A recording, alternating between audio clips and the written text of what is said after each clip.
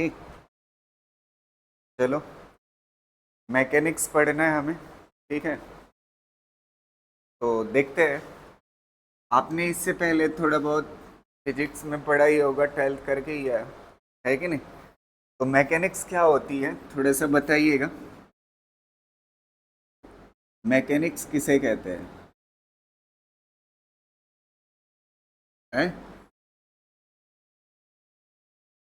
Mechanics किसे कहते हैं?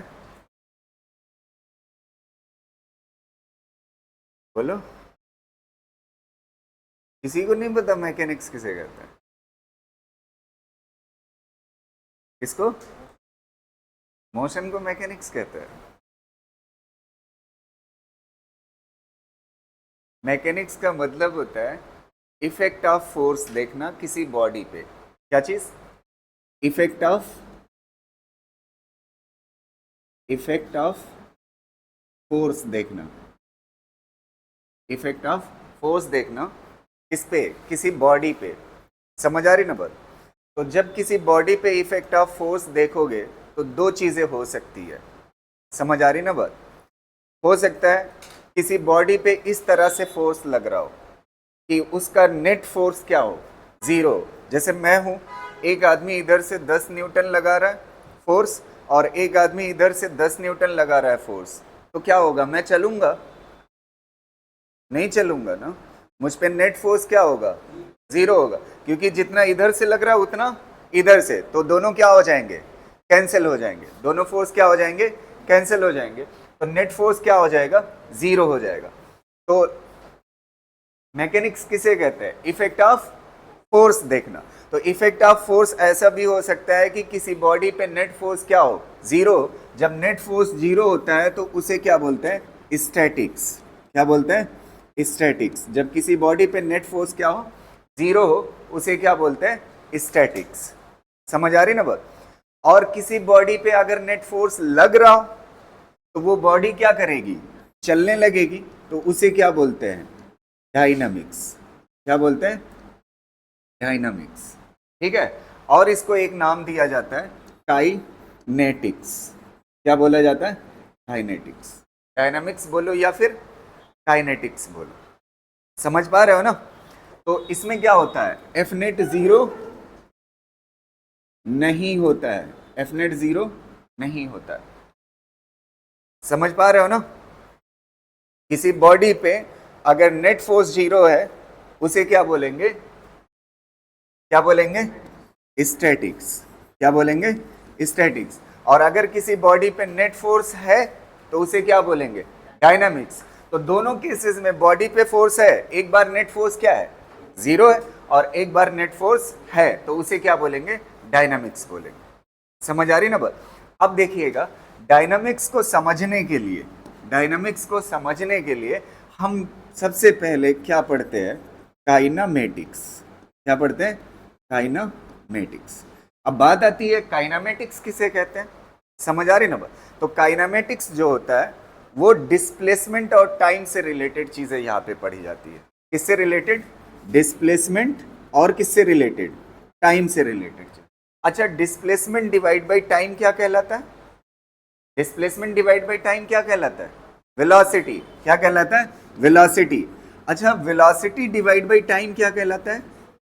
एक्सीलरेशन। क्या कहलाता है? एक्सीलरेशन। और आपको पता है अगर एक्सीलरेशन को किससे मल्टीप्लाई कर दो? मास से, तो आपको क्या मिल जाता है? फोर्स मिल जाता है। आपको क्या मिल जाता है? फोर्स मिल जाता है। तो आपको दिख रहा है जब आप काइनेमेटिक्स समझ लोगे तभी आप डायनामिक्स समझ सकते हो। समझ आए? तो काइनेमेटिक्स क्या है? जुगाड़ है किसको समझने का? डायनामिक्स को समझने। समझ आए? तो काइनेमेटिक्स मतलब क्या होता है? जिसमें डिस्प्लेसमेंट और टाइम से रिलेटेड चीजें पढ़ना है, जिसमें वेलोसिटी और टाइम से रिलेटेड चीजें पढ़ना है। और एक चीज और समझिएगा, ये जो हमारी काइनेमेटिक्स है ना, इस काइनेमेटिक्स में इसको क्या मैं बोल रहा हूँ? डिस्प्लेसमेंट। तो डिस्प्लेसमेंट डिवाइड बाई टाइम क्या कहलाता है? वेलोसिटी। अगर थोड़ा बहुत आपने सही से पढ़ा है 11, तो यहाँ पे डिस्टेंस अपॉन टाइम क्या कहलाता है? स्पीड कहलाता है। तो मतलब ये डिस्टेंस और डिस्प्लेसमेंट दो चीजें होती है। डिस्टेंस और डिस्प्लेसमेंट क्या है? दो चीजें। तो इसका मतलब काइनेमेटिक्स समझने से पहले मुझे क्या समझना पड़ेगा? वेक्टर।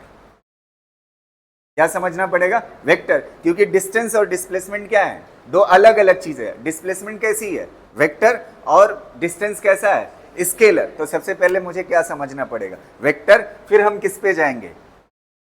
किस पे जाएंगे? काइनेमेटिक्स। फिर काइनेमेटिक्स के बाद अगला चैप्टर हमारा क्या होता है? Laws of motion. तो सबसे पहले हम कहां से शुरू करेंगे? वेक्टर से। कहां से शुरू करेंगे? वेक्टर से। तो इसको बना लीजिए और शुरू करते हैं वेक्टर। ठीक है।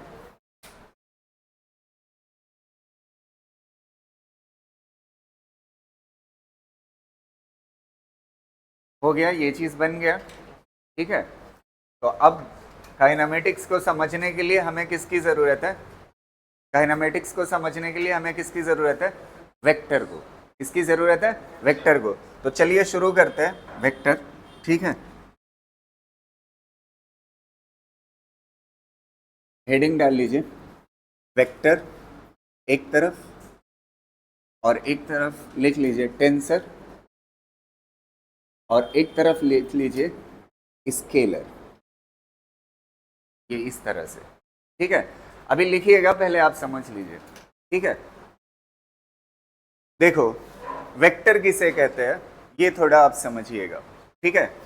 जैसे मान लेते हैं मिसाल के तौर पे, आपके पेरेंट्स यहाँ हजरतगंज चौराहे पे खड़े हुए हैं। कहाँ पे? हजरतगंज चौराहे पे। तो हजरतगंज चौराहा मान लेते हैं यहाँ से 1 किलोमीटर है। कितना है? 1 किलोमीटर। तो हजरतगंज चौराहा अगर 1 किलोमीटर इस तरफ है, आपके पेरेंट्स खड़े हैं और आपके पेरेंट्स से मिलना है, तो आप इधर 1 किलोमीटर जाओगे, कभी नहीं मिल सकते। समझ आ रही ना बात? इसके पीछे रीजन क्या है? चले तो आप 1 किलोमीटर, चले कितना हो? 1 किलोमीटर, लेकिन दिक्कत क्या थी? डायरेक्शन की। तो जिस चीज में डायरेक्शन इंपॉर्टेंस रखती है वो क्या कहलाती है? वेक्टर का। आप अपने पेरेंट्स से कभी मिल पाओगे? नहीं मिल सकते, क्योंकि आप गलत डायरेक्शन में जा रहे हो। लेकिन अगर वहीं पे एक डॉक्टर बोले मॉर्निंग में आपको पर डे 1 किलोमीटर चलना है, कितना चलना है?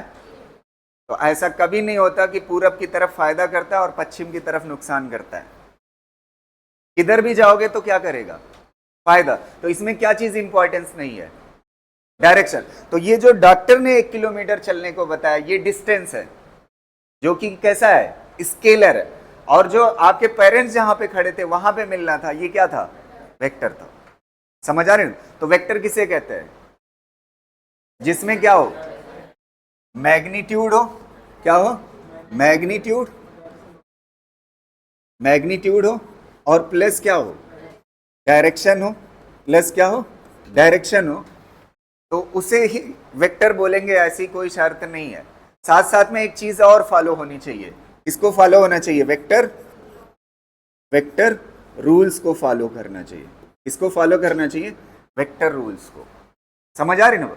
अगर कोई चीज टेंसर है तो उसके पास दोनों चीजें होंगी, मैग्नीट्यूड। क्या होगा? मैग्नीट्यूड प्लस क्या होगी? डायरेक्शन। और इसमें क्या दिक्कत होगी? वेक्टर रूल्स को ये फॉलो नहीं करेगा। समझ आ रही ना बात? ये वेक्टर रूल्स को फॉलो नहीं करेगा। समझ आ रही ना बात? अब देखिएगा, एक चीज आप समझिए। सबसे पहले आप मैग्नीट्यूड समझ लीजिए किसे कहते हैं। मैग्नीट्यूड, एक चीज याद रखिएगा, फिजिकल क्वांटिटी। क्या चीज? फिजिकल क्वांटिटी किसे कहते हैं? फिजिकल क्वांटिटी वो होती है जिसको आप क्या कर सकते हो? ये यूनिट एंड मेजरमेंट पढ़ा चुका हूं ना। फिजिकल क्वांटिटी किसे कहते हैं? जिसको आप मेजर कर सको उसे क्या बोलते हैं? Physical quantity. और जिसको आप मेजर ना कर सको उसे फिजिकल क्वांटिटी नहीं बोलेंगे। जैसे मान लेते हैं, अगर आपसे मिसाल के तौर पे हम पूछते हैं कि आप अपनी माँ से कितनी मोहब्बत करते हैं, तो नहीं बता सकते आप। 1 किलो, 2 किलो, ऐसा नहीं बोल सकते ना, क्योंकि ये कैसी है? Non measurable. तो इससे पता चलता है मोहब्बत फिजिकल क्वांटिटी नहीं है। समझ आ रहे? और ना इसकी फिजिक्स में कोई वैल्यू है। समझ आ रही ना बात? तो फिजिकल क्वांटिटी समझ आ रहा है, जिसको क्या कर सकते हैं हम? मेजर कर सकते हैं। जैसे मान लेते हैं हम जमीन से ऊपर है, मान लेते हैं कितना ऊपर होंगे? 15 और क्या होगा? मीटर। तो अगर आप 15 मीटर को सच में लिखोगे ईमानदारी से, तो 15 इंटू 1 मीटर है। तो दो चीजें दिख रही है, एक चीज क्या है? नंबर, और दूसरी चीज क्या है? यूनिट। कुछ लोग यूनिट खाली इतने को समझते हैं, मीटर को यूनिट, मीटर को खाली यूनिट नहीं कहते, साथ में नंबर कितना होना चाहिए, 1 होना चाहिए। समझ आ रहे? तो किसी फिजिकल क्वांटिटी किससे बनी होती है, नंबर और यूनिट से। तो नंबर और यूनिट को ही क्या बोला जाता है, मैग्नीट्यूड बोला जाता है। क्या बोला जाता है, मैग्नीट्यूड। क्लियर रहेगा ना? तो मैग्नीट्यूड आपको समझ आ गया। आज से याद रखिएगा, मैग्नीट्यूड मतलब क्या होगा, दो चीजें होगी, नंबर और यूनिट। समझ आ रहे ना? अब अगली चीज सुनिएगा, साथ में क्या लिखा हुआ है, डायरेक्शन, और साथ में क्या होना चाहिए, वेक्टर रूल्स को फॉलो होना चाहिए। तो सबसे पहले इसको समझते हैं। जैसे मान लेते हैं एक आदमी है, इन दो केसेस में आप बताइएगा, एक आदमी पे 10 न्यूटन फोर्स इधर लग रहा है और इसी आदमी पे इसी तरफ 20 न्यूटन फोर्स लग रहा है, ऐसे एक ही डायरेक्शन। और एक आदमी यहाँ पे है, उस पे फोर्स इधर की तरफ लग रहा है 10 न्यूटन और इधर की तरफ लग रहा है कितना, 20 न्यूटन। अच्छा, फोर्स कैसी क्वांटिटी होती है, वेक्टर होती है। फोर्स कैसी होती है, वेक्टर। इतना तो आप समझ ही रहे होगे। पहले केस में बताइए आदमी पे कितना फोर्स लगेगा और किस तरफ लगेगा, 10 और 20 कितना लग रहा है, 30, और किस तरफ लग रहा है, इधर की तरफ। और इस वाले में कितना लगेगा, 10 किस तरफ। अगर आप देखोगे ना, दोनों फोर्स सेम है लेकिन लगने का तरीका क्या है, अलग है। और लगने का तरीका फिजिक्स में तो कोई लैंग्वेज है नहीं। अगर देखोगे ये दो वेक्टर एक डायरेक्शन में, तो एंगल क्या होगा, 0, और इसमें एंगल कितना है बताइए, ये कितना है, 180। तो एंगल बदलने पे, क्या चीज बदलने पे, एंगल चेंज करने पे क्या चीज चेंज हो रहा है, आपका आंसर क्या हो जा रहा है, चेंज हो जा रहा है ना। तो एंगल पे क्या चीज डिपेंड कर रहा है, नेट फोर्स। तो एंगल पे डिपेंड करना मतलब ये वेक्टर रूल्स को क्या कर रहा है, फॉलो कर रहा है। क्या कर रहा है, वेक्टर रूल्स को फॉलो कर रहा है। समझ आया? एंगल बदलने पे इसका नेट फोर्स कितना आ रहा है, 30 न्यूटन, और इसका नेट फोर्स कितना आ रहा है, 10 न्यूटन। एंगल आपने चेंज किया, नेट फोर्स की वैल्यू क्या हो गई, चेंज हो गई। तो ये किसको फॉलो कर रहा है, एंगल पे डिपेंड करना मतलब किसको फॉलो कर रहा है, वेक्टर रूल्स को। लेकिन टेंसर को देखिएगा, टेंसर ध्यान से सुनिएगा। एक वायर है, इससे करंट ऐसे आ रही है 10 एम्पियर, और इधर से करंट आ रही है 20 एम्पियर। कितना आ रही, 20 एम्पियर। अब यहाँ पे जुड़ करके कितना जाएगी बताइए, 30 एम्पियर ना। कितना जाएगी, 30 एम्पियर। अच्छा, इधर से करंट आ रही थी 10 एम्पियर और इधर से करंट आ रही थी 20 एम्पियर। फिर आगे जुड़ करके कितना जाएगी बताइए, कितना जाएगी, 30 एम्पियर। समझ आ रही? अच्छा, इसमें एंगल कितना है, दोनों किसमें, अच्छा करंट के पास डायरेक्शन होती है कि नहीं, करंट के पास डायरेक्शन होती है ना, किधर से किधर चलती है, पॉजिटिव टर्मिनल से नेगेटिव टर्मिनल। अच्छा, इसके पास मैग्नीट्यूड है कि नहीं, तो मैग्नीट्यूड भी है और डायरेक्शन भी है। लेकिन इसके साथ दिक्कत क्या है, यहां पे एंगल कितना है, 0, और यहां पे एंगल कितना है, 90। रिजल्टेंट की वैल्यू बदली नहीं, बदली। यहां पे 30 है तो यहां भी कितना है, 30। इसका मतलब करंट एंगल पे डिपेंड नहीं कर रही। अगर करंट एंगल पे डिपेंड नहीं कर रही, इसका मतलब वेक्टर रूल्स को फॉलो नहीं कर। अगर वेक्टर रूल्स को फॉलो नहीं कर रही है तो ये कैसी क्वांटिटी है, टेंसर है। समझ आ रही ना बात? तो यहां पे आप कह सकते हो, एक एग्जाम्पल मैं लिख देता हूं, करंट कैसी क्वांटिटी है, टेंसर। करंट कैसी क्वांटिटी है, टेंसर। वेक्टर में मैं एग्जाम्पल नहीं लिखा रहा हूं क्योंकि मुझे पूरी फिजिक्स पढ़ाना है।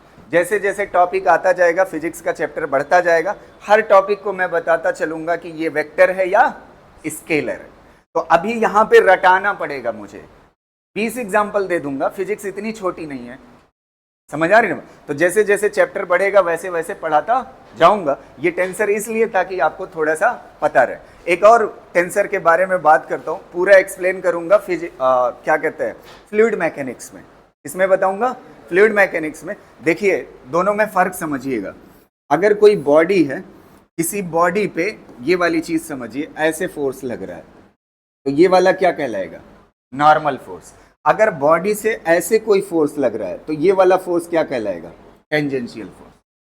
क्या कहलाएगा, टेंजेंशियल फोर्स। अब आप समझिएगा, प्रेशर जो होता है, प्रेशर क्या होता है, नॉर्मल फोर्स डिवाइड बाई क्या होता है, एरिया। और ये जब tangential force divide by area लोगे तो ये क्या कहलाता है, टेंजेंशियल फोर्स डिवाइड बाई क्या करोगे, एरिया, तो ये कहलाता है शियर स्ट्रेस। क्या कहलाता है, शियर स्ट्रेस। देखो, फोर्स ये भी है लेकिन ये सरफेस से कैसा है, नॉर्मल। तो नॉर्मल फोर्स और डिवाइड बाई जिस एरिया पे लग रहा है करोगे तो आपको क्या मिलेगा, प्रेशर। और जब tangential force divide by area करोगे तो आपको क्या मिलेगा, शियर स्ट्रेस। शियर स्ट्रेस के बारे में अभी कोई बहुत ज़्यादा बताना सही नहीं समझता मैं, कोई इतनी ज़रूरत नहीं है। ये जो शियर स्ट्रेस होता है ना, ये भी कैसा होता है, टेंसर होता है। ये भी कैसा होता है, टेंसर। और ये जो प्रेशर वाला है, normal force divide by area, ये जानते हैं कैसा होता है, स्केलर होता है।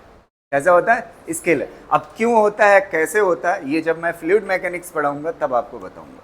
समझ आ रही ना। तो यहाँ पे एक और एग्जांपल लिख लेते हैं, शियर स्ट्रेस भी कैसा है। अब कुछ लोग सोचेंगे इरेज नहीं करना चाहिए था, लिख लेते। फ्लूइड मैकेनिक्स में पूरा टॉपिक ही पढ़ना है, तो अभी लिख करके कॉपी भर करके करोगे क्या, समझ आ रहे। तो बस इतना याद रखिएगा, शियर स्ट्रेस। दो एग्जांपल।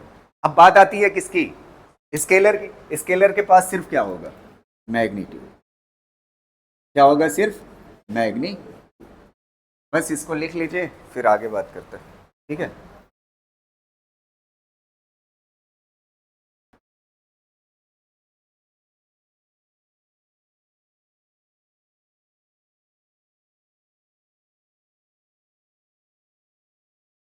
टाइप्स ऑफ वेक्टर, ठीक है। पहला वेक्टर लिखिएगा टाइप्स में, जीरो वेक्टर, ठीक है, जीरो वेक्टर। सबसे पहले मुझे एक बात बताइए आप, वेक्टर की डेफिनेशन क्या है। जिसके पास क्या हो, मैग्नीट्यूड, और साथ साथ में क्या हो, डायरेक्शन, और किसको फॉलो करे, वेक्टर रूल्स। अब मुझे थोड़ा सा जवाब दीजिएगा, जीरो वेक्टर किसे कहते हैं।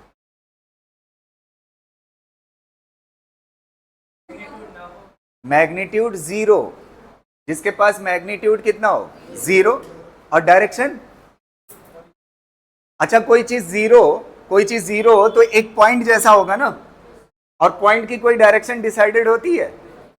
जीरो वेक्टर ऐसा जिसके पास मैग्नीट्यूड क्या हो, जीरो, और जिसकी डायरेक्शन क्या हो, अनडिफाइंड, और इसको फिर भी बोला जा रहा है वेक्टर। समझ आ रही ना बात, फिर भी क्या बोला जा रहा है, वेक्टर। तो ये अजीबो गरीब तरह का वेक्टर है, थोड़ा सा समझिएगा इसको वेक्टर क्यों बोला गया, हकीकत में होता नहीं है, बस ऐसे समझने के लिए, ताकि आप बात रख सके जहन में, ठीक है। जैसे मान लेते हैं एक आदमी है, इस पे इधर की तरफ 10 न्यूटन फोर्स लग रहा है और इधर की तरफ 20 न्यूटन फोर्स लग रहा है, ये केस है, ठीक है। और एक इस तरह का केस ले लेते हैं, इधर 10 न्यूटन लग रहा है और इधर 20 न्यूटन लग रहा है, ठीक। ये दूसरा केस हो गया। और ये तीसरा केस आप मुझे बताइएगा, अगर ऐसा हो इधर 10 न्यूटन लगे और इधर 10 न्यूटन लगे, इसका आंसर बताइए। आदमी किधर जाएगा, कितने से, 10 न्यूटन से। 10 न्यूटन से अगर ईस्ट है तो इधर क्या होगा, वेस्ट। इधर क्या होगा, वेस्ट होगा, 10 न्यूटन से। अच्छा, ये वाला बताइए कितने से जाएगा, 30 न्यूटन से, किस तरफ, ईस्ट की तरफ। अच्छा, इसका बताइए ये कहां रहेगा, और इसका मैग्नीट्यूड क्या होगा, जीरो, और डायरेक्शन पता है आपको, पता है वेक्टर में सब्ट्रैक्शन नहीं होता, अभी पता चल जाएगा क्यों।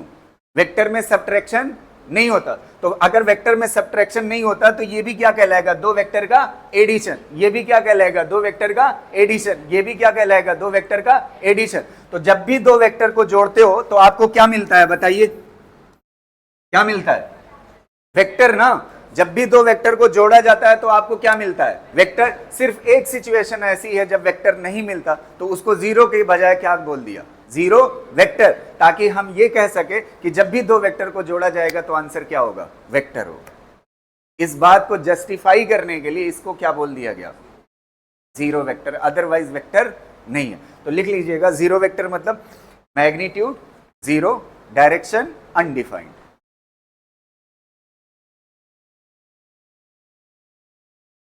Magnitude zero, direction undefined.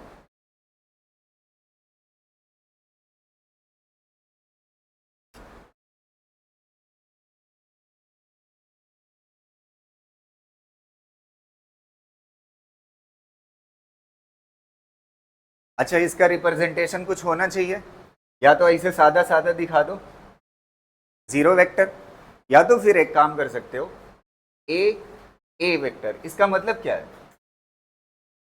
जहां से शुरू है वहीं पे क्या है, खत्म। तो ये पहचान किसकी है, जीरो वेक्टर की।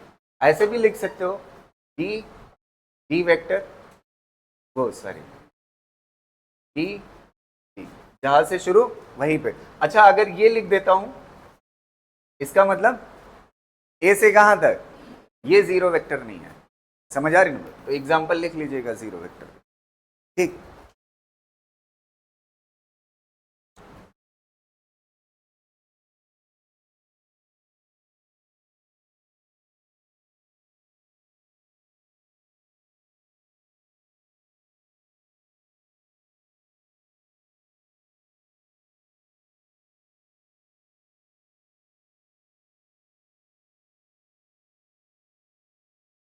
ठीक है, हो गया।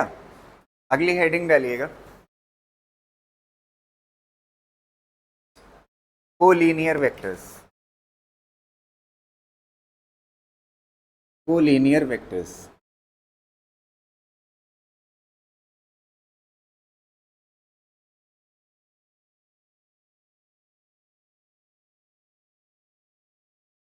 कोलिनियर वेक्टर्स, ठीक है। कोलिनियर क्या होगा उसको समझते हैं। जो वेक्टर किस में हो, एक लाइन में हो, उसे क्या बोलते हैं, कोलिनियर वेक्टर। समझ आ रही ना? जैसे मान लेते हैं ये एक लाइन है, ठीक, इसमें ये तीन वेक्टर बने हुए हैं, ए, और ये दूसरा वेक्टर बी, और ये तीसरा वेक्टर सी यहां पे, ठीक है। ये तीनों किसमें है, एक लाइन में। किसमें है, एक लाइन में। तो इसलिए इनको क्या बोला जाएगा, कोलिनियर। अच्छा, एक चीज और समझिएगा, अगर मान लेते हैं एक डी नाम का वेक्टर है, ऐसे डी नाम का वेक्टर ना, डी नाम का वेक्टर। अच्छा, ए के साथ ये डी वाला कैसा है, पैरेलल। कैसा है, तो अगर पैरेलल है, इसको उठा करके इस लाइन पे रखोगे तो क्या हो जाएगा, एक लाइन में आ जाएगा। तो ये भी क्या कहलाएगा, कोलिनियर का। तो पैरेलल वेक्टर्स को भी क्या बोलते हैं, कोलिनियर। अच्छा, ये वाला इस वाले के साथ कैसा है, एंटी पैरेलल, लेकिन इसको रखोगे इस लाइन पे मैच करेगा कि नहीं, तो ये भी क्या कहलाएगा। क्लियर है ना? अपना स्टूडेंट है केजीएमसी में ना, तो ट्रीटमेंट हो जाता है, ठीक। चलो, यहां तक क्लियर है ना? तो ये वाला बी के साथ क्या है, एंटी पैरेलल। बी के साथ कैसा है, एंटी पैरेलल। तो जब इसको इस लाइन पे रखोगे तो क्या करेगा, मैच। तो ये भी क्या कहलाएगा, कोलिनियर। लेकिन अगर कोई ऐसे होता ई, तब तब ये पैरेलल वो या कोलिनियर नहीं कहला। तो कोलिनियर के शर्त क्या है, दो कंडीशन हो सकती है। कैसी, पैरेलल हो या फिर एंटी पैरेलल, या फिर क्या, एंटी पैरेलल। ये दोनों क्या कहलाएंगे, कोलिनियर। कर लीजिए।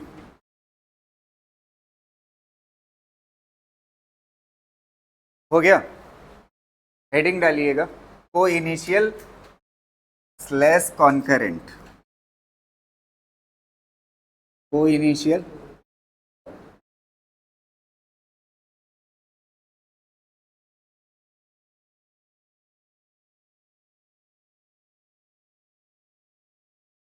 कॉन्करेंट, ठीक है। को इनिशियल किसे बोलेंगे और कॉन्करेंट किसे बोलेंगे, इसको समझिए। अभी एक क्वेश्चन कराता हूँ सबको मिला करके, बढ़िया सा, ठीक है। को इनिशियल मतलब होता है एक ही पॉइंट से ना, ये F1 vector, F2 vector, F3 vector, ये तीनों कहाँ से हैं, तीनों वेक्टर की ओरिजिन कहाँ है, एक पॉइंट पे। तो इसे क्या बोलेंगे, को इनिशियल, ठीक है। और एक क्या लिखा हुआ है, कॉन्करेंट। कॉन्करेंट मतलब ये होता है कि जो भी फोर्स हो सबकी डायरेक्शन किस पे हो, एक पॉइंट की तरफ हो, टुवर्ड्स वन पॉइंट।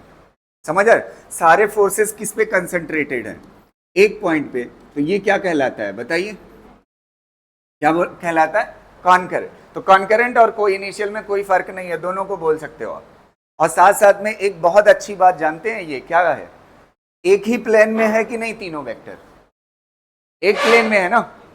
अरे ये बोर्ड क्या है? एक प्लेन है। तो बोर्ड के बाहर तो कोई नहीं है ना, सब किस में है? बोर्ड में। तो ये साथ साथ क्या है? को प्लेनर भी है, को इनिशियल भी है और कॉन्करेंट भी। समझ आ रही ना बात? क्लियर रहेगा ना? तो जब एक ही पॉइंट को सारे फोर्स कंसंट्रेटेड हो या सारे वेक्टर कंसंट्रेटेड हो तो उसे क्या बोलते हैं? कॉन्करेंट। और एक पॉइंट से अगर सबकी ओरिजिन हो तो उसे क्या बोलते हैं? को इनिशियल। और साथ साथ में एक ही प्लेन में है तो इसे क्या बोलेंगे? को प्लेनर। ठीक है, कर लीजिए, यहीं पे हेडिंग डाल लीजिए, को प्लेनर भी। को प्लेनर, को प्लेनर मतलब क्या होगा? सारे वेक्टर किस में हो? एक प्लेन में। तो चाहे जो दो तीन वेक्टर ऐसे बना लो, ये ए वेक्टर, ये बी वेक्टर, ये सी वेक्टर, ये बोर्ड पे जितने वेक्टर बनेंगे सब के सब क्या होंगे? कोप्लेनर। अगर कोई वेक्टर ऐसे आ जाता है बाहर की तरफ तो वो कोप्लेनर नहीं कहलाता। एक प्लेन में बनना चाहिए। ये क्या चीज है? बोर्ड एक प्लेन है। समझ आया कि नहीं? आज थोड़ा सा बेसिक है, परेशान ना होइएगा, ठीक है? जिनको नहीं आता उनके लिए तो इम्पोर्टेंट है, ठीक। मैं बहुत ज़्यादा टाइम नहीं लूँगा, 9 क्लास में वेक्टर पूरा पढ़ा दूँगा। बहुत ज़्यादा से ज़्यादा 9 क्लास, नहीं तो 8 ही में हो जाएगा, ठीक है?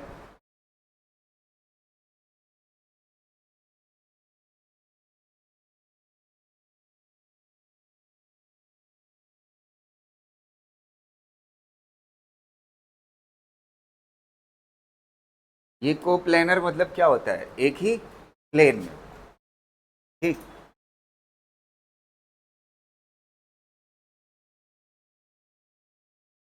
अब देखते हैं जितनी बातें मैंने बोली है आपको, क्या वो बात आप समझ पाए हो?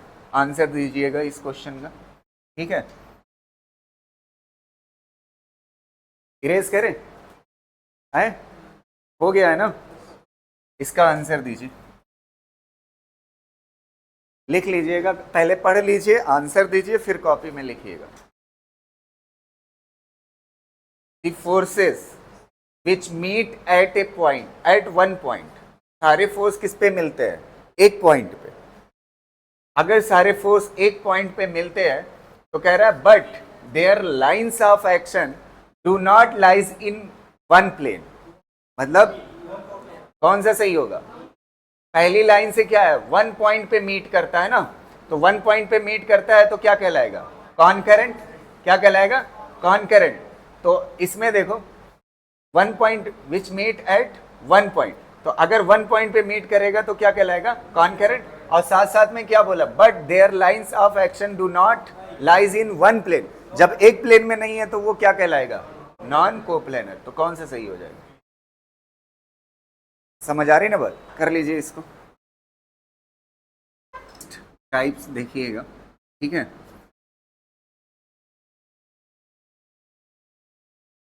इक्वल वेक्टर्स, इक्वल वेक्टर्स और नेगेटिव वेक्टर्स।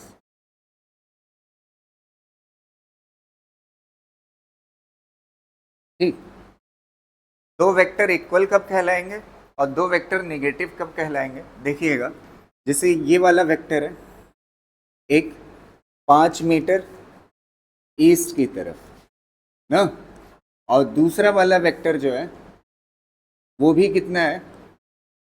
5 मीटर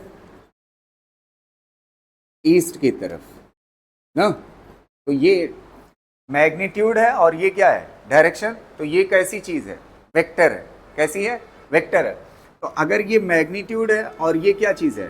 डायरेक्शन है, वेक्टर है। तो अगर आप देखोगे ये नंबर क्या है दोनों का? सेम।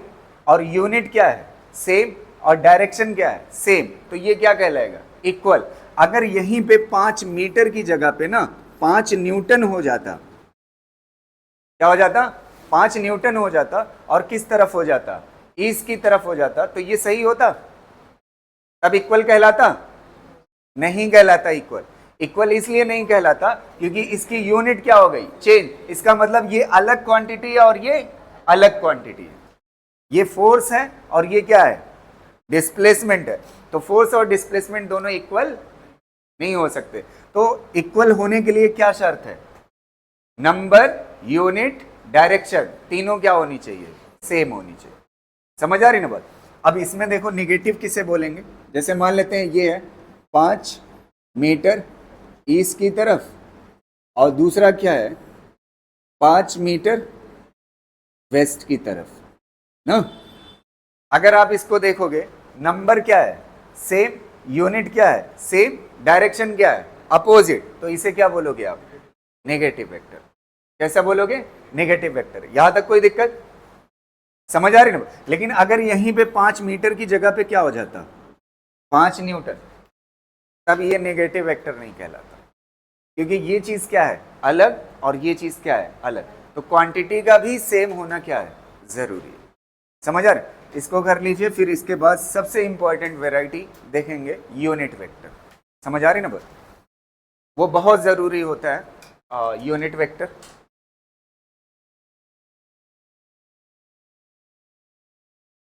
इसको आप समझिएगा, यूनिट वेक्टर ये बहुत इंपॉर्टेंट होता है वेक्टर के लिए, खास करके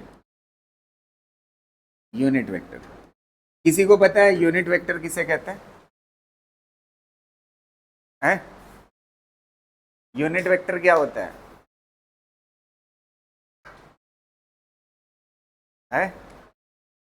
मैग्नीट्यूड क्या हो? 1 हो, और उसके पास यूनिट और डायमेंशन होती है कि नहीं होती है? यूनिट कौन बोल रहा था डायमेंशनलेस? यूनिट होती है कि नहीं? कुछ एकदम खाली दिमाग आए हुए हैं। चलो देखते हैं यूनिट वेक्टर। इसको समझिएगा बहुत बढ़िया, क्लियरली सारी चीजें आपको समझ आ जाएगी। सबसे पहले वेक्टर को लिखने का तरीका क्या होता है? जैसे अभी मैंने लिखा था 15 न्यूटन, और डायरेक्शन के लिए ऐसे लिखता था ना। ये वाली चीज क्या होती है? मैग्नीट्यूड। और ये वाली चीज क्या होती है? डायरेक्शन। तो अगर कोई चीज वेक्टर है तो ये मान लेते हैं, ये 15 न्यूटन क्या बता रहा है? फोर्स। तो ये क्या हो जाएगा? Force vector. अच्छा, फोर्स वेक्टर में दो चीजें हैं। ये वाला जो हिस्सा होता है ये क्या बताता है? मैग्नीट्यूड। और ये वाली चीज क्या बताती है? डायरेक्शन।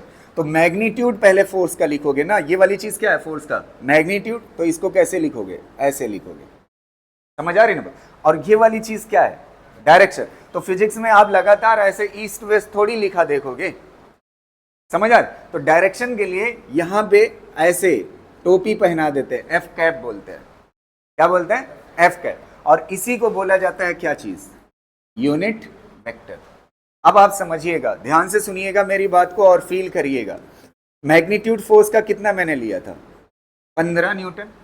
अब मुझे किससे मल्टीप्लाई करना है? यूनिट वेक्टर से, जिससे इसकी क्या मिल जाए? डायरेक्शन मिल जाए। जिससे इसकी क्या मिल जाए? डायरेक्शन मिल। अच्छा एक बात बताइएगा, जैसे ये वाला फोर्स लिखा हुआ है यहां पे, ध्यान से सुनिएगा, ये 2 न्यूटन है। कितना है? 2 न्यूटन। और डायरेक्शन क्या है? 2 न्यूटन जो लिखा हुआ है किस तरफ है? ईस्ट की तरफ है। समझ आ रही ना? तो अगर मुझे फिजिकली वेक्टर बनाना हो तो इसका मैग्नीट्यूड अगर मैं बनाऊंगा तो ये 2 न्यूटन है। अगर मुझे 6 न्यूटन बनाना हो तो 6 न्यूटन बनाना होगा तो ऐसे 3 गुना हो जाएगा ना। ये वाला जो लाइन है वो क्या बताता है? मैग्नीट्यूड। तो अगर ये 2 न्यूटन बता रहा था तो ये लाइन कितना बता रही? 6 न्यूटन। और ये वाली चीज क्या बता रही? डायरेक्शन बता रही। अच्छा एक बात बताओ, सर 1 2 3 4 5, ध्यान से देखिएगा, हर टुकड़ा कितना बताएगा? बताइए। ये कितना है? 6 न्यूटन। और किस तरफ? ईस्ट की तरफ। तो एक बात मुझे बताइए, हर टुकड़ा क्या बता रहा है इसका? क्या बता रहा है? 1 न्यूटन। किस तरफ बता रहा है कि नहीं? 1 न्यूटन ईस्ट की तरफ। समझ आ रही ना? अच्छा एक बात बताओ, ध्यान से सुनिएगा, अगर यहीं पे ये वाली चीज क्या है, फोर्स, क्या है, फोर्स, किस डायरेक्शन में, ईस्ट डायरेक्शन। अच्छा एक वेलोसिटी का मैं बनाता हूं, वेलोसिटी मान लेते हैं 3 मीटर पर सेकेंड है। वेलोसिटी कितना है, 3 मीटर। बहुत ही केयरफुली समझिएगा, ज्यादा मैं टाइम नहीं लूंगा। ये कितना है, 3 मीटर पर सेकेंड, और किस तरफ है, ईस्ट की तरफ। ये कौन सा वेक्टर है, वेलोसिटी, और ये कौन सा है, फोर्स। ध्यान से सुनिएगा, इसके 3 टुकड़े करते हैं, 1 2 3 हो गया। अच्छा एक टुकड़ा कितना बताएगा, बताइए, एक टुकड़ा कितना बताएगा, 1 मीटर पर सेकेंड, और किस तरफ है, ईस्ट की तरफ। अच्छा एक बात बताओ, आपकी नजर में यूनिट वेक्टर कौन है? सबसे पहले फोर्स पे आ जाइए। फोर्स कितने का था, 6 न्यूटन, और किस तरफ था, ईस्ट की तरफ। तो इसके 6 टुकड़े कर दिए, एक टुकड़ा कितने का है, 1 न्यूटन, और डायरेक्शन किधर है, ईस्ट की तरफ। अच्छा ये बताओ, अगर इसको यूनिट वेक्टर बोल देते हो आप, ध्यान से सुनिए, अगर आप इसको क्या बोल देते हो, यूनिट वेक्टर, तो अगर ये यूनिट वेक्टर है तो ये किसकी जगह है, यूनिट वेक्टर की। तो यूनिट वेक्टर से अगर मल्टीप्लाई करोगे 1 न्यूटन और साथ में क्या आएगा, ईस्ट, तो न्यूटन न्यूटन क्या हो जाएगा, न्यूटन स्क्वायर हो जाएगा। रखो यहां पे, ये क्या है, 1 न्यूटन, दूसरे कलर यूज कर देता हूं, यहां पे क्या हो जाएगा, 1 न्यूटन, और किस तरफ हो जाएगा, ईस्ट की तरफ। तो आपको गलत आंसर नहीं मिल रहा है, 15 न्यूटन स्क्वायर हो गया। अच्छा न्यूटन ही बनाए रखने के लिए मैं क्या करूं, क्या कर दो, मैं इसको हटा ही दूं ना। आपको पता है इसी को बोलते हैं यूनिट वेक्टर, जिसके पास क्या नहीं होता, मैग्नीट्यूड कितना होता है, 1, और ये ऐसा मैग्नीट्यूड है जिसके पास यूनिट नहीं होती। यही बताया था ना मैंने, मैग्नीट्यूड किसे कहते हैं, जिसमें नंबर हो, और इसमें नंबर कितना होगा, 1, और यूनिट को क्या कर देते हैं, गाय। जिसके पास यूनिट नहीं उसके पास डायमेंशन। अब देखिए बता रहा है कि नहीं, 15 न्यूटन ईस्ट की तरफ। समझ आ रहे ना? अच्छा एक बात ईमानदारी से बताइए, अगर यूनिट वेक्टर किसको बोलते हैं, जिसमें क्या ना हो और नंबर कितना हो, तो इसको हटा दो ना, तो ये क्या हो जाएगा। अच्छा ये भी किधर बता रहा है, अच्छा इस वाले को जब न्यूटन हटा दोगे तो ये क्या कहलाएगा, एफ कैप, ये क्या कहलाएगा, एफ कैप, और ये क्या कहलाएगा बताइए, वेलोसिटी का है ना यूनिट वेक्टर, तो ये क्या कहलाएगा, वी कैप। आपको पता है एफ कैप की जगह पे वी कैप भी रख सकते हो, अगर दोनों वेक्टर की डायरेक्शन क्या है, सेम है। तो अगर दो वेक्टर की डायरेक्शन सेम है तो किसी का कैप भी किसी की जगह पे रखा जा सकता है। तो यूनिट वेक्टर का मतलब आपने क्या समझा, यूनिट वेक्टर का मतलब क्या हुआ, मैग्नीट्यूड कितना हो, 1, और उसके पास यूनिट ना हो। समझ, और अगर दो वेक्टर एक ही डायरेक्शन के हैं तो चाहे फोर्स का यूनिट वेक्टर ले लो चाहे वेलोसिटी का यूनिट वेक्टर ले लो, कोई फर्क नहीं पड़ेगा, आंसर क्या आएगा, सेम आएगा। एक क्वेश्चन इस पे मेंस का मैं कराऊंगा। समझ आ रही ना बात, कि फोर्स कैप, एफ कैप की जगह पे क्या ले सकते हो, वी कैप भी ले सकते हो। समझ गए ना? तो यूनिट वेक्टर एक बार फिर से दोहराइए, यूनिट वेक्टर किसे बोलते हैं, जिसका मैग्नीट्यूड कितना हो, 1, और जिसमें क्या ना हो, यूनिट, और जो यूनिट लेस होगा वो कैसा होगा, डायमेंशन लेस भी होगा। समझ आ रही ना बात, क्लियर रहेगा। अच्छा अगर ये वाला वेक्टर इधर होता वेलोसिटी वाला, तब इसका वी कैप किधर आता, वेस्ट की तरफ, तब एफ कैप की जगह पे वी कैप नहीं रख सकते थे। समझ आ रही ना बात, क्यों, क्योंकि डायरेक्शन क्या होगी, चेंज। समझ गए ना? इसको कर लीजिए, यूनिट वेक्टर की डेफिनेशन लिखिएगा।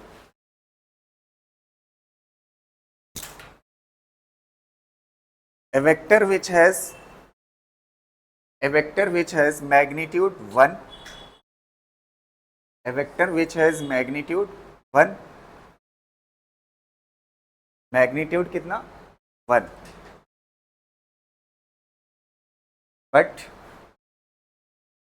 बट ना लिखिए, a vector which has magnitude 1, next point लिखिएगा, no unit no dimension, no unit no dimension.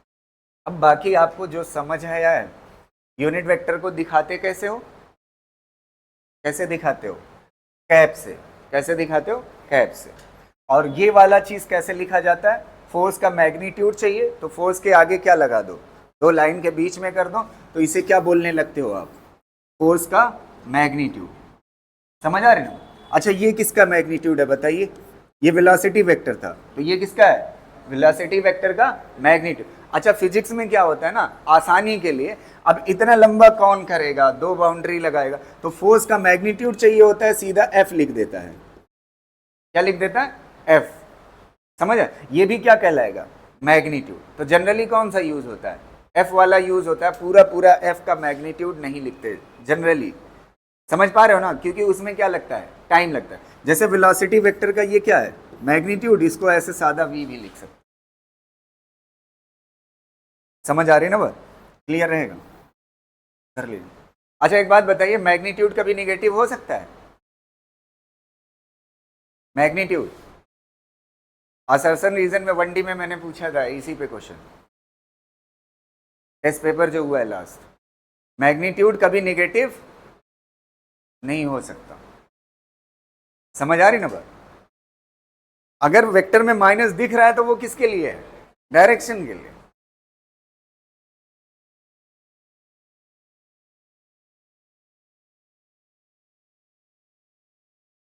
Properties of vector,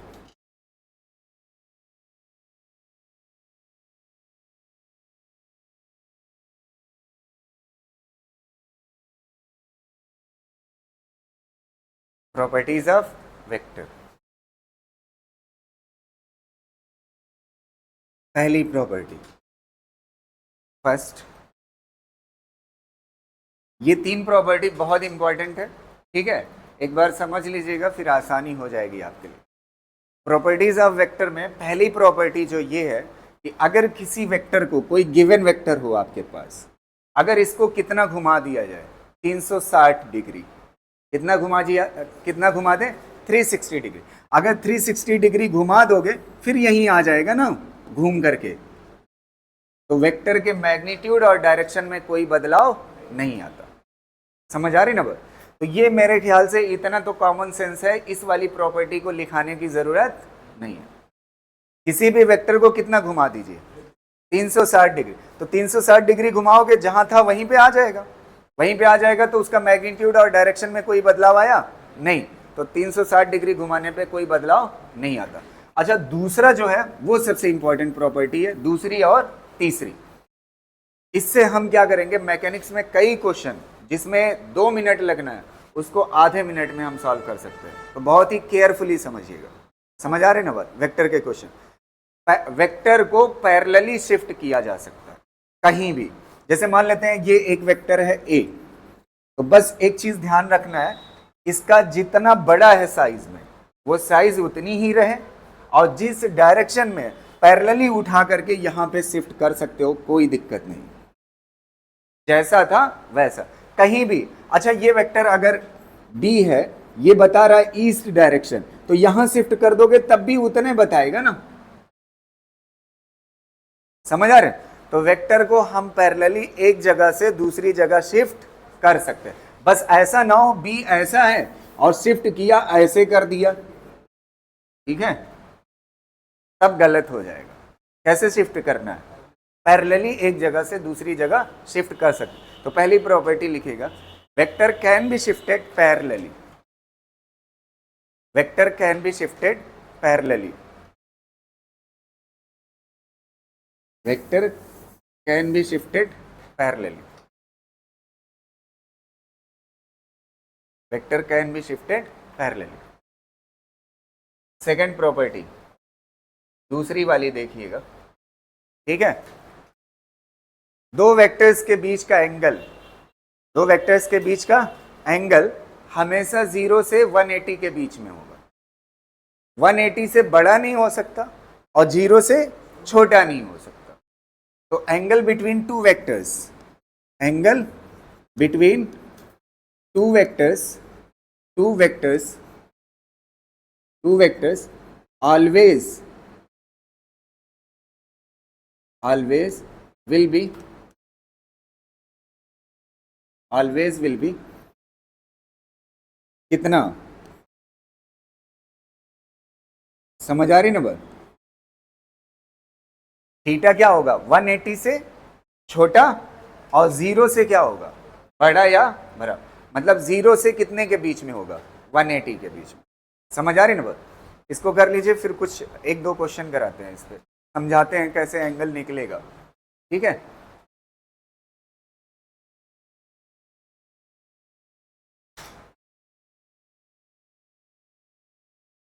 ये वाली लाइन पूछी जा सकती है। ठीक है, कितने के बीच में होगा? 0 से 180। क्लियर रहेगा ना?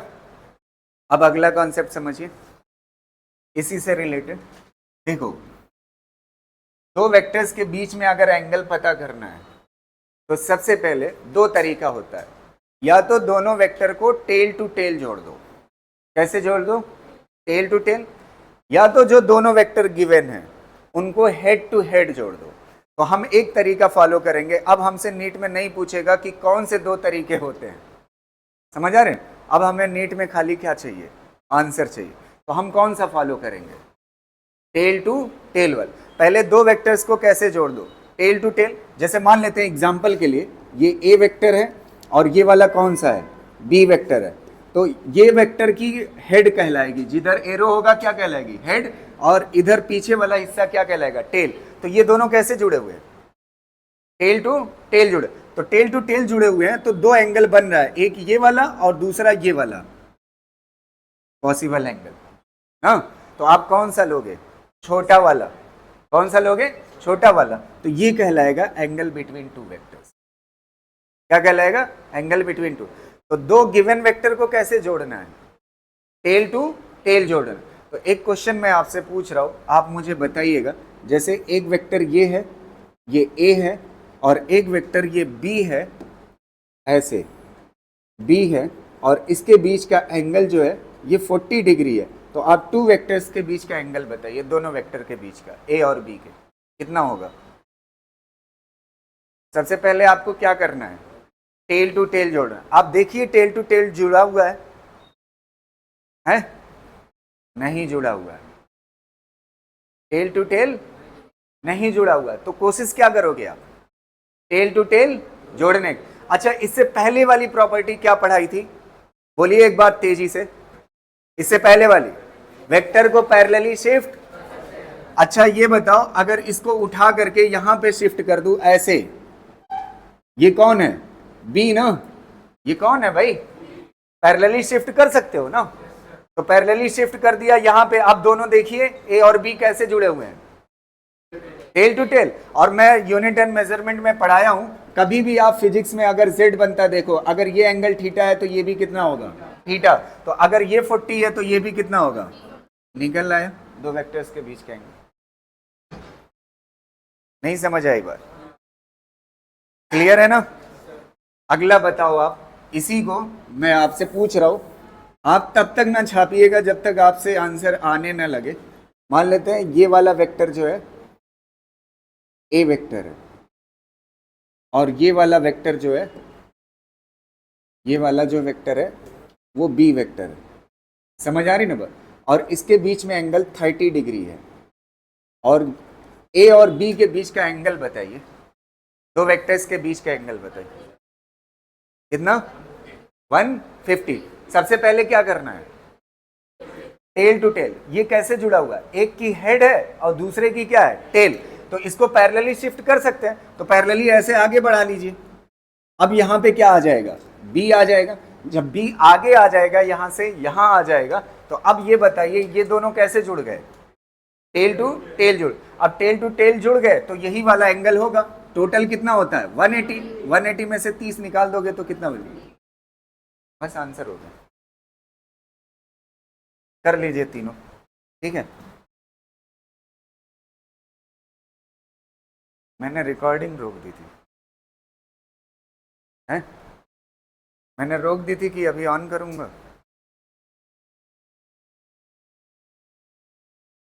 चलो ठीक है, एक बार एक्सप्लेन कर देता हूँ। वैसे वेक्टर एडिशन क्लियर है ना? अब क्वेश्चन यही है, यही दो वेक्टर है।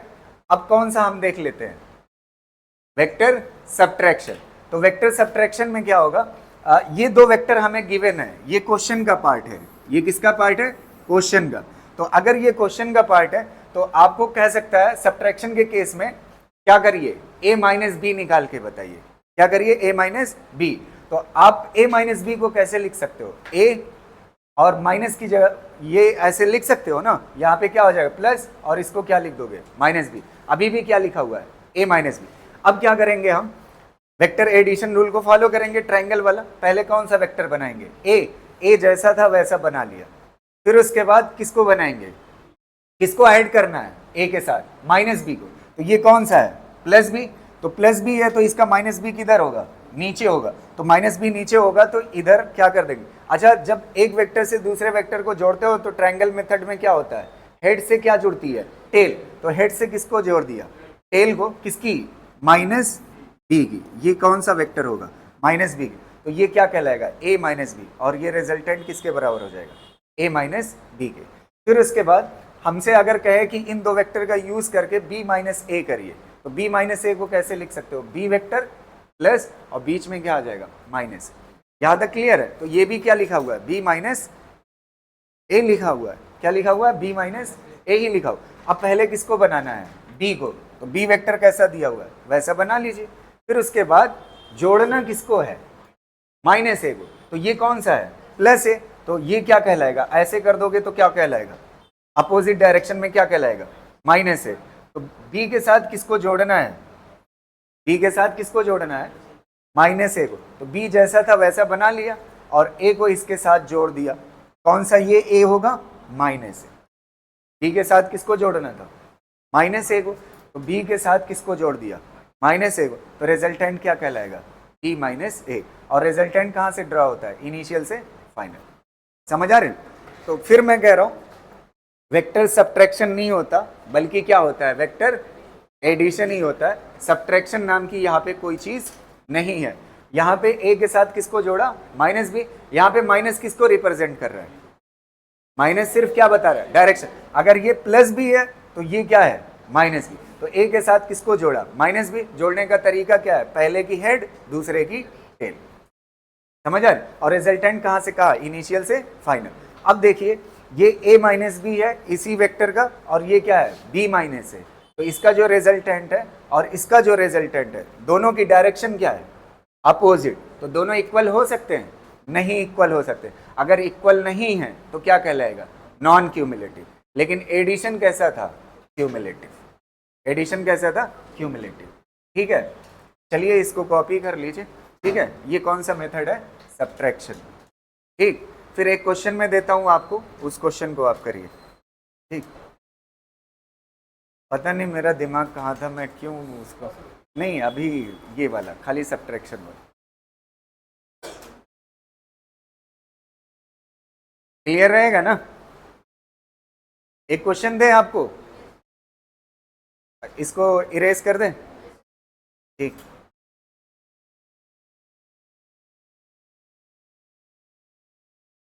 इसको करके बताइएगा। ये ए वेक्टर है ना, और ये वाला जो है ये बी वेक्टर है। दो वेक्टर हैं, ये गिवन है। ठीक है, अब इनसे आप चार चीजें निकाल करके बताइए। ए प्लस बी और क्या? बी प्लस ए, और क्या करिए? ए माइनस बी, और क्या बनाइए? B minus. मैं बोर्ड पे बना रहा हूं चारों को, आप मैच कराइएगा आपका सही सही बन गया है या नहीं। फिर उसके बाद नीट वाला क्वेश्चन करेंगे। ठीक है, मैं बना रहा हूं। पहले ए प्लस बी करते हैं। तो पहले किसको बना लोगे? ए को, जैसा है ए वेक्टर और जिस साइज का है एकदम वैसा। और इसके साथ किसको ऐड करना है? बी को। तो पहले की हेड से दूसरे की क्या जुड़ेगी? टेल। तो ये कौन सा हो जाएगा? बी हो जाएगा। और रिजल्टेंट कहाँ से कहाँ तक? इनिशियल से फाइनल। तो ये हो जाएगा रिजल्टेंट, और क्या कहलाएगा? ए प्लस बी कहलाएगा। देखिए मैच कर रहा है सबका। ठीक है, और फिर उसके बाद किसको करते हैं, बी प्लस ए को। तो सबसे पहले बी बनाएंगे और जैसा है वैसा बनाएंगे, और बी के साथ किसको जोड़ना है, ए को जोड़ना है, और पहले की हेड दूसरे की टेल, तो यहां पे हो जाएगा। और रिजल्टेंट कहां से कहा था,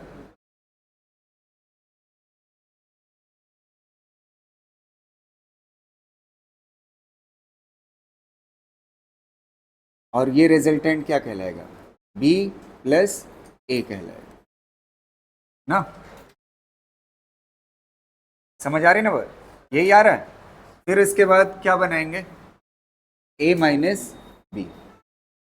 तो ए माइनस बी को आप क्या लिख सकते हो, ए के साथ किसको जोड़ना है, माइनस बी को। ए के साथ माइनस बी को जोड़ना है, तो सबसे पहले किसको बनाओगे, ए को, जैसा है वैसा बना लोगे। ये क्या हो जाएगा, ए हो जाएगा। ए के साथ जोड़ना किसको है, माइनस बी को। तो ये कौन सा बी है, प्लस, तो माइनस करना है ना, तो माइनस करना है, तो माइनस कैसा होगा, ऐसे हो जाएगा, उलट जाएगा ना डायरेक्शन। ये क्या हो जाएगा, माइनस बी। और रिजल्टेंट कहां से कहां तक, इनिशियल से फाइनल। ये रिजल्टेंट क्या कहलाएगा, ए माइनस बी। ए के साथ कौन ऐड है, माइनस बी। फिर इसके बाद किसको बनाना है, बी माइनस ए को। तो सबसे पहले किसको बनाओगे, बी को। बी जैसा है वैसा बना दो, बी माइनस ए करना है ना, तो इसको क्या लिख सकते हो, बी प्लस माइनस ए। बी के साथ किसको ऐड करना है, माइनस ए को। तो सबसे पहले किसको बना दोगे, बी को। तो बी जैसा है वैसा बना लो, ये हो गया बी। और बी के साथ ऐड किसको करना है, किसको करना है, माइनस ए को। तो माइनस ए को ऐड करना है, थोड़ा सा नीचे बना लेते हैं, ये हो गया बी। और इसके साथ माइनस ए करना है, तो ये ए प्लस है, उधर क्या करोगे, उलट दोगे तो क्या हो जाएगा, माइनस ए। और रिजल्टेंट कहां से कहां तक हो जाएगा, इनिशियल से फाइनल। और ये क्या कहलाएगा, R vector is equal to B minus, बस हो गया। देखिए ए प्लस बी और बी प्लस ए दोनों क्या है, बराबर, लेकिन ए माइनस बी नीचे और बी माइनस ए ऊपर। तो ये क्यूमुलेटिव होता है एडिशन, और सब्ट्रैक्शन क्या होता है, नॉन क्यूमुलेटिव। ठीक है, कर ले जाओगे, सबका मैच कर रहा है ना आंसर। चलिए एक क्वेश्चन इसका आंसर दीजिए।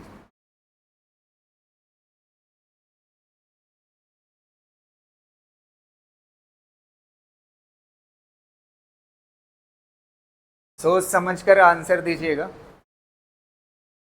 6 वेक्टर है, ए से कहां तक, A through F vector. 6 vector है ए से एफ तक, A B C D E F, 6 vector है, समझ आ रहे हैं। E vector, D vector, A vector, B vector, C vector, F vector, ये 6 वेक्टर है। Have the magnitude and direction, ठीक है, indicated in the figure, which of the following statement is true. इसमें से कौन सा वाला सही है। एक बार पिक्चर साफ दिख रही है, दिख रही है ना, बताइए कौन सा सही होगा। ये ट्रायंगल मेथड पे ही है।